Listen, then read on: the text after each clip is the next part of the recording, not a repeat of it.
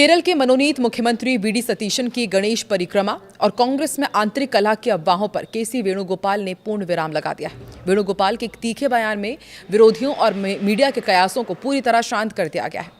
आइए जानते हैं कि आखिर वेणुगोपाल ने ऐसा क्या कहा है जिसने केरल में कांग्रेस की एकजुटता और सीपीएम और बीजेपी के लिए एक नई कहानी लिख दी है। देखते हैं। नमस्कार, मैं हूं आकांक्षा और आप देख रहे हैं न्यूज 18 का डिजिटल प्लेटफॉर्म। केरल विधानसभा चुनाव 2026 में यूनाइटेड डेमोक्रेटिक फ्रंट यूडीएफ की प्रचंड जीत के बाद राज्य में मुख्यमंत्री पद को लेकर चल रही तमाम राजनीतिक अटकलों और अफवाहों पर पूरी तरह से विराम लग गया है।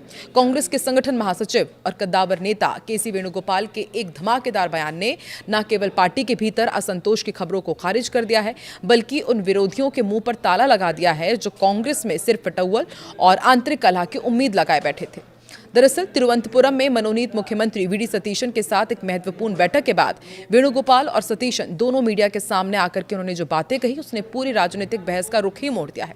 दरअसल पिछले कुछ दिनों से मीडिया और विपक्षी दलों द्वारा ये नैरेटिव बनाने की कोशिश की जा रही थी कि केरल कांग्रेस में सीएम पद को लेकर भारी गुटबाजी चल रही है।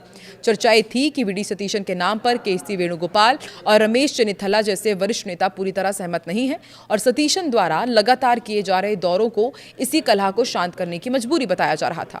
इन सभी कयासों को सिरे से खारिज करते हुए केसी वेणुगोपाल ने बेहद सख्त और स्पष्ट लहजे में कहा है कि इस मुलाकात में कुछ भी असामान्य या अजीब नहीं है।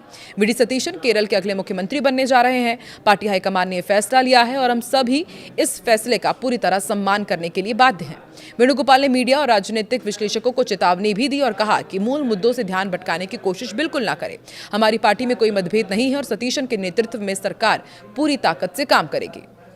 केसी वेणुगोपाल ने कांग्रेस की आंतरिक कार्यप्रणाली और तुलना भाजपा और माकपा सीपीआईएम से करते हुए लोकतंत्र का एक बड़ा पाठ भी पढ़ाया। उन्होंने कहा कि कांग्रेस एक पूर्णतः लोकतांत्रिक पार्टी है। हम भाजपा या सीपीएम जैसे नहीं हैं जहां तानाशाही चलती है और नीचे की नेताओं की आवाज दबा दी जाती है। एक लोकतांत्रिक संगठन होने के नाते हमारी पार्टी में हर किसी को अपनी राय रखने और मतभेद रखने का पूरा अधिकार है। हमारे यहाँ विचारों की भिन्नता हो सकती है, लेकिन इसका मतलब ये नहीं है कि हम बटे हुए हैं। उन्होंने आगे ये भी स्पष्ट करते हुए कहा कि जब पार्टी नेतृत्व और हाईकमान एक बार कोई औपचारिक निर्णय लेता है तो उसके बाद सभी नेता और कार्यकर्ता अपने व्यक्तिगत मतभेदों को बुला करके एक साथ आ जाते हैं।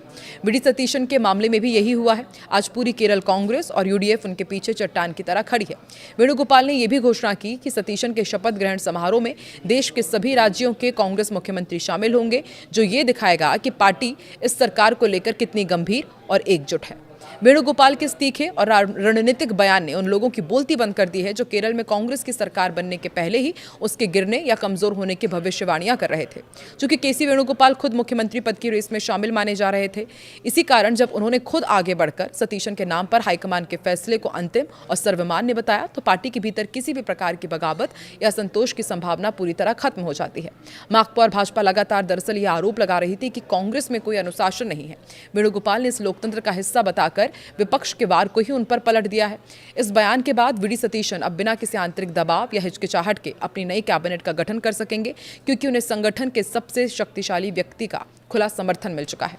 इस प्रकार केसी वेणुगोपाल ने एक ही बयान से केरल की राजनीति में कांग्रेस की एकजुटता का वो मजबूत किला खड़ा कर दिया है जिसे भेदना फिलहाल विपक्ष के लिए नामुमकिन नजर आ रहा है। लेकिन कांग्रेस के लिए सब कुछ उतना ऑल इज वेल है नहीं, क्योंकि हम जानते हैं कि शुरू में तो कांग्रेस में सब कुछ ठीक रहता है, लेकिन आगे जाकर के मामला अटक जाता है, गुटबाजी चरम पर पहुंच जाती है।